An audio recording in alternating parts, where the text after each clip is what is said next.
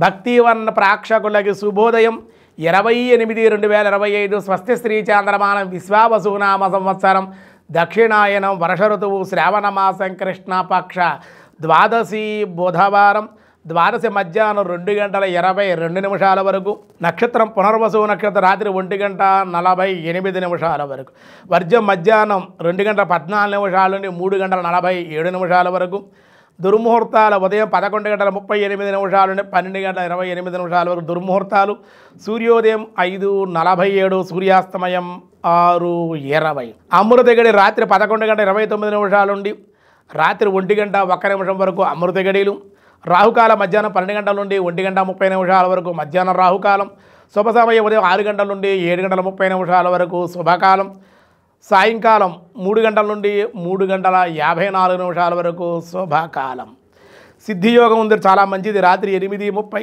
తైతుల కరణం కూడా చాలా మంచిది మధ్యాహ్నం 2:22 గరంజీ రాత్రి 1:38 నిన్న ఏకాది ఉపవాసం చేసినటువంటి వాళ్ళు ఈవేళ మధ్యాహ్నం 12 దాటిన తర్వాత 2 గంటల లోపుగానే ఏకాది ఉపవాసానంతరం ద్వాదశ పారాయణం పరిపూర్ణం అని చెప్పి కాయేన వాచ మనసేంద్రియైర్వా బుద్ధ్యాత్మనా వా ప్రకృతే స్వభావాత్ కరోమి యజ్జ సకలం పరస్మై నారాయణాయ సమర్పయామి నక్షత్రం నీళ్ళ చొక్కలు కూడా విడిచిపెట్టి ద్వాదశ పారాయణం పూర్తి చేయాలి.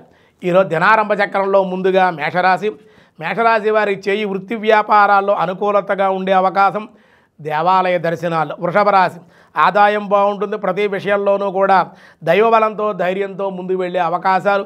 మిథున రాశి శుభకార్యాలకు హాజరవుతారు, కుటుంబంలో ధన వస్తు వస్త్ర లాభాలు పొందే అవకాశం. కర్కాటక రాశి వారి స్త్రీ సౌఖ్యం, ఉన్నత ఉద్యోగ ప్రాప్తి, వాహనంలో మార్పులు చేర్పులు ఉండే అవకాశాలు.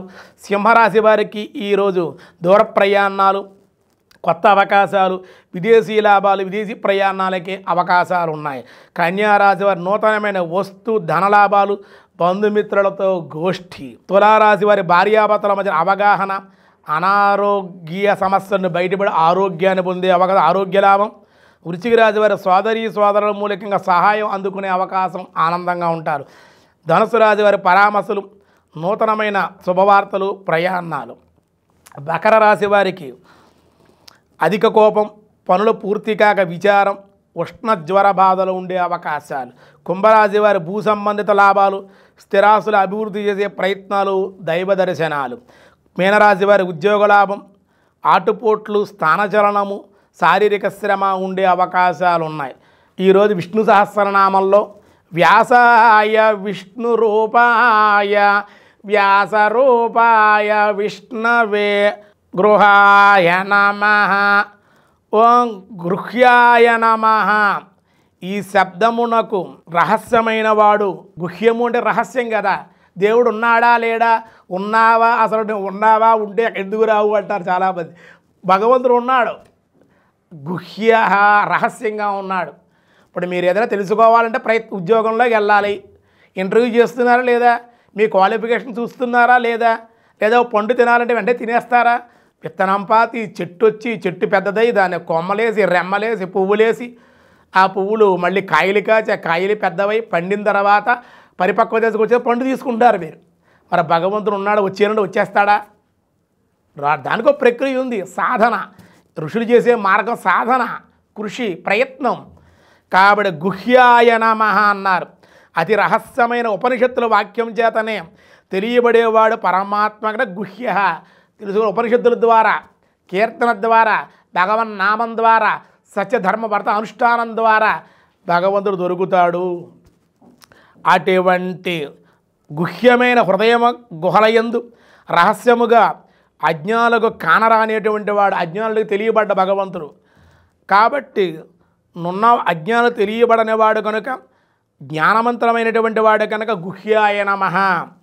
గుహ్యమనగా పరమాత్మతత్వము, ఉపనిషత్ వాక్య విచారణల చేత తెలుసుకొనవలయును అని సాధకుల యొక్క సందేశం.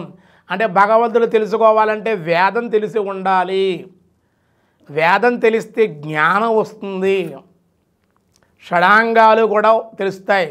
దాని ద్వారా జ్ఞానం ద్వారా ఆత్మజ్ఞానం కలుగుతుంది, పరమాత్మ జ్ఞానం కలుగుతుంది. లేకపోతే తొందరగా దొరకలేం. వేద జ్ఞానం ఉంటేనే పరమాత్మ ఎవరో, ఇప్పుడు నేనున్నాను, నేను ఎవరో తెలుసుకోవాలి. నేను వైఖానస ఆగమశాస్త్రం చదివేరినా ఈయన ప్రతిష్టలు బ్రహ్మోత్సవాలు అలా తెలుస్తుంది. ఆ విధంగా ఈ వ్యక్తి భగవంతుడు ఎటువంటి వాడు, ఎక్కడుంటారు, ఆయన గుణగణాలు ఏమిటి, ఎలా తెలుసుకోవాలి అంటే కనుక ఒక మార్గం ఉంది. దాని ఉపనిషత్తులు తెలియజేస్తున్నాయి. వేదానికి ఉపాధిగా ఉన్న కింద ఉన్నాయి కాబట్టి వేదాన్ని యొక్క తెలియజేసేటువంటివి కాబట్టి ఉపనిషత్తులు ఇవన్నీ కూడా మనకు తెలియజేస్తారు. ఉపనిషత్తుల ద్వారా వేద జ్ఞానాన్ని తెలుసుకుని భగవంతుడు ఎటువంటి వాడో తెలుసుకుని గురువును పట్టుకుని గురువు ద్వారా ఇవన్నీ తెలుసుకుని దాని ద్వారా జ్ఞానాలు తెలుసుకుని ఆ జ్ఞానంతో పరమాత్మని పొందవచ్చు అని ఓం గుహ్యాయ నమః. ఇది కూడా గుహ్యమే, రహస్యమే ఈ విషయాలన్నీ కూడా. అటువంటి స్వరూపం పరమాత్మ అని చెప్పారు. మిగతా విషయాలు రేపు చదువుతాం. ఈరోజు స్వస్తి.